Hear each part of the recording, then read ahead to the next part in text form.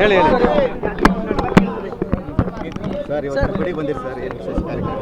ಅಲ್ಲ, ನಮ್ಮ ಸಮಾಜದ ಒಂದು ಮೀಟಿಂಗು, ಒಂದು ಸಭೆಗೆ ನಮ್ಮ ಶ್ರೀಮಂತ್ ಕುಮಾರ್ ಸಾಹೇಬರು ನಮಗೆ ಆಹ್ವಾನ ಮಾಡಿದ್ದಾರೆ. ಅದಕ್ಕಾಗಿ ಬಂದಿದೆ ನಾವು.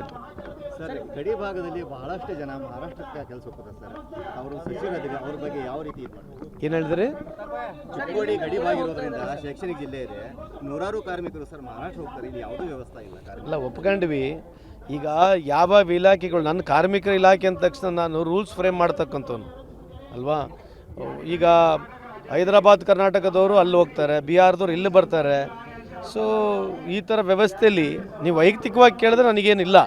ನೀವು ಕೇಳಿದ್ರೆ ನಮಗೇನು ಸಮಸ್ಯೆಗೆ ಹೆಂಗೆ ಹಲ್ಲು ಕೊಡ್ತೀರ ಅಂತಿದ್ರಿಲ್ಲ. ಆದರೆ ಖಂಡಿತವಾಗ್ಲೂ ನಾವು ಮುಂದೆ ಬರ್ತಕ್ಕಂಥ ದಿನಗಳಲ್ಲಿ ಈ ಭಾಗದಲ್ಲಿ ಏನು ನಮ್ಮ ಇಂಡಸ್ಟ್ರಿಯಲ್ ಪಾರ್ಕ್ ಮಾಡಬೇಕಂತಿದ್ದೀವಿ ಅಥವಾ ನಮ್ಮ ಟೆಕ್ಸ್ಟೈಲ್ ಪಾರ್ಕ್ ಮಾಡಬೇಕಂತಿದ್ದೀವಿ, ಆ ಥರ ಮುಂದೆ ಮಾಡೋದ್ರಿಂದ ಇಲ್ಲಿ ಈ ಭಾಗದ ಜನಕ್ಕೆ ಕೆಲಸ ಸಿಗ್ತಕ್ಕಂಥದ್ದು ಅವಕಾಶ ಆಗುತ್ತೆ. ಯಾಕಂದರೆ ಚಿಕ್ಕೋಡಿ ಶೈಕ್ಷಣಿಕ ಜಿಲ್ಲೆ ಗಡಿಯಲ್ಲಿದೆ, ಕರ್ನಾಟಕ ಮಹಾರಾಷ್ಟ್ರ ಹಚ್ಕೊಂಡಿದೆಲ್ಲ. ಯಾಕಂದರೆ ನೂರಾರು ಜನ ಸರ್ ದಿನನಿತ್ಯ ಸರ್ ಇಲ್ಲಿಂದ ಹೋಗ್ತಾರೆ ಸರ್. ನಿಪ್ಪಾಣಿ ಆಗಲಿ, ಚಿಕ್ಕೋಡಿ ಆಗಲಿ, ಕಾಗವಾಡ ಆಗಲಿ, ಅಥಣಿ ಆಗಲಿ ಸರ್. ಅದೇ ರೀ, highest number of sugar plants ಇಲ್ಲೇ ಇರೋದು. ಆಮೇಲೆ ಬೆಲ್ಗಾಮ್ನಲ್ಲಿ ಇರ್ತಕ್ಕಂಥ ಇಂಡಸ್ಟ್ರಿನೂ ಇಲ್ಲೇ ಇದೆ. ಆಮೇಲೆ ಫೌಂಡ್ರಿನ ಇಂಡಸ್ಟ್ರಿ ಇಲ್ಲೇ ಇದೆ. ಸೊ ಇಂಡಸ್ಟ್ರಿ ಇಲ್ಲ ಅಂತಲ್ಲ, ಆದರೂ ಇನ್ನೂ ಇಂಡಸ್ಟ್ರೀಸ್ಗಳು ಬರಬೇಕು. ಮೊನ್ನೆ ನಮ್ಮ ಸಿದ್ದರಾಮಯ್ಯ ಸಾಹೇಬರು ಅದ್ರ ಜೊತೆಗೆ ಎಂ ಬಿ ಪಾಟೀಲ್ರವರು ಈ ಮುಂದೆ ಬರ್ತಕ್ಕಂಥ ಇಲ್ಲಿ ಜಾಸ್ತಿ ಒತ್ತಡ ಕೊಡ್ಲಿಕ್ಕೆ ಪ್ರಯತ್ನ ಮಾಡ್ತೀವಿ ಕೂಡ. ಇವಾಗ ಪ್ರಿಯಾಂಕಾ ಖರ್ಗೆ ಅವರು ಒಂದು AI ಜನರೇಟೆಡ್ ಟ್ವೀಟ್ ಮಾಡಿದ್ದಾರೆ ಸರ್. ಅದ್ರ ಬಗ್ಗೆ ಬಿಜೆಪಿ ನಾಯಕರೆಲ್ಲ ಅವ್ರ ಮೇಲೆ ಹರಿಹಾಯ್ತಾ ಇದ್ದಾರೆ. ಏನಾಗಿದೆ? ಬಿಜೆಪಿ ನಾಯಕರೆಲ್ಲ ಹರಿಹಾಯ್ತಾ ಇದ್ದಾರೆ ಇದ್ರ ಬಗ್ಗೆ. AI ಟ್ವೀಟ್ ಮಾಡಿದ್ರ ಬಗ್ಗೆ ಏನಂತ? ಪ್ರಿಯಾಂಕಾ ಖರ್ಗೆ ಅವರು ಅಂತಂದ್ರೆ ಒಂದು ಜೈಲಿನಿಂದ ಹೊರಗಡೆ ಬಂದಿರೋ ಫೋಟೋನ AI ಮಾಡಿಕೊಂಡು ಹೊರಗಡೆ ಇದ್ದಾರೆ ಸರ್. ಯಾರು ರೀತಿ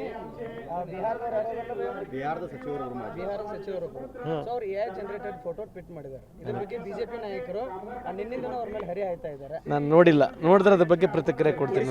ಒಂದು ಇವತ್ತು ಭವಿಷ್ಯ ನುಡಿದ್ದಾರೆ. ಸಿಎಂ ಅವರು ಬಿಟ್ಟು ಕೊಟ್ಟರೆ ಮಾತ್ರ DKC ಸಿಎಂ ಆಗ್ತಾರೆ, ಇದ್ರಕ್ಕಾಗಲ್ಲ. ಅಲ್ಲ, ಆ ವಿಚಾರದಲ್ಲಿ ನಾವೇನು ಮಾತನಾಡೋಕೆ ಹೋಗಲ್ಲ. ನನ್ನ ಮುಖ್ಯಮಂತ್ರಿಯವರು ಕ್ಲೀನಾಗಿ ಇನ್ಸ್ಟ್ರಕ್ಷನ್ ಕೂಡ ನಮಗೆ ಕೊಟ್ಟಿದ್ದಾರೆ. ಅದ್ರ ಜೊತೆಗೆ ಅವರು ಹೇಳಿದ್ದಾರೆ, ಹೈಕಮಾಂಡ್ ಏನು ಹೇಳುತ್ತೆ ಅದು ಫೈನಲ್ ಅಂತ ಹೇಳಿದ್ದಾರೆ. ಅದ್ರ ಬಗ್ಗೆ ಮುಂದೆ ಚರ್ಚೆ ಬೇಡ ಸರ್. ಬಿಜೆಪಿ ಅವರು ಒಂದು ಆರೋಪ ಮಾಡ್ತಾರೆ, ಫೆಬ್ರವರಿ ಮತ್ತು ಮಾರ್ಚ್ ಮಾತಾಡೋದ್ರಿಂದ ಗೃಹಲಕ್ಷ್ಮಿ ಹಣ ಜಮಾ ಆಗಿಲ್ಲ, 5,000 ಕೋಟಿ ಏನು ಹೋಯಿತು ಅಂತ ಒಂದು ಪ್ರಶ್ನೆ ಕೇಳ್ತಾ ಇದ್ದಾರೆ ಸರ್ ಕಾಂಗ್ರೆಸ್ ಪಕ್ಷಕ್ಕೆ. ಏನು ಹೇಳ್ತಾರೆ ಅಂತ? ಅದೇ ಮೊನ್ನೆ ಸದನದಲ್ಲಿ ಉತ್ತರ ಆಗಿದೆಯಲ್ಲ ಇದ್ರ ಬಗ್ಗೆ. ಈಗ ಎರಡು ತಿಂಗಳ ಅಮೌಂಟ್ ಏನು ಹೋಗಿರಲಿಲ್ಲ, ಅದು ಮುಂದೆ ಬರ್ತಕ್ಕಂಥ ದಿನಗಳಲ್ಲಿ ಹಾಕ್ತೀವಿ ಅಂತ ಹೇಳಿದಾರಲ್ಲ. ಇದ್ರ ಬಗ್ಗೆ ಹೈಕಮಾಂಡೇ ತೀರ್ಮಾನ, ಮುಖ್ಯಮಂತ್ರಿಗಳು ಉಪಮುಖ್ಯಮಂತ್ರಿಗಳು ಹೈಕಮಾಂಡ್ ತೀರ್ಮಾನ ಮಾಡುತ್ತೆ.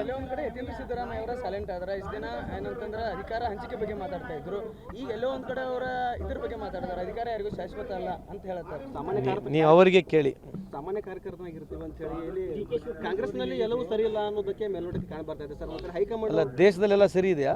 ಹೈಕಮಾಂಡ್ ನಾನು ಆಯ್ತು, ನೀವು ಹೇಳಿ ಇಷ್ಟೆಲ್ಲ ಪ್ರಶ್ನೆ ಕೇಳಿರಿ. ನಾನು ಸುಮ್ಮನೆ ಒಂದು ಕೇಳಿದೆ, ನಿಮ್ಮ ದೇಶದೆಲ್ಲ ಸರಿ ಇದೆಯಾ ಮತ್ತು ಅದ್ರ ಬಗ್ಗೆ ಚರ್ಚೆ ಮಾಡೋಣಲ್ಲ. BJP ಕೇಳ್ರಿ, ದೇಶದಲ್ಲಿ ಏನು ಸರಿ ಇದೆ, ಏನಾಗಿದೆ ದೇಶದಲ್ಲಿ. ಇವತ್ತು ಬಂಗಾರ ಎಷ್ಟು ರೇಟಿಗೆ ಐತ್ರಿ ಇವತ್ತು? ನಿನಗೇನು ಸ್ಪೆಷಲ್ ಕೊಡ್ತಿದ್ದಂಗೆ ಬಂಗಾರ? ಮದುವೆ ಆಗ್ಯಾ ನೀನು? ಹೆಂಗೆ ಅದಕ್ಕೆ ಬಂಗಾರ ರೇಟ್ ಕೊಡ್ತಿಲ್ಲ ನಿನಗೆ?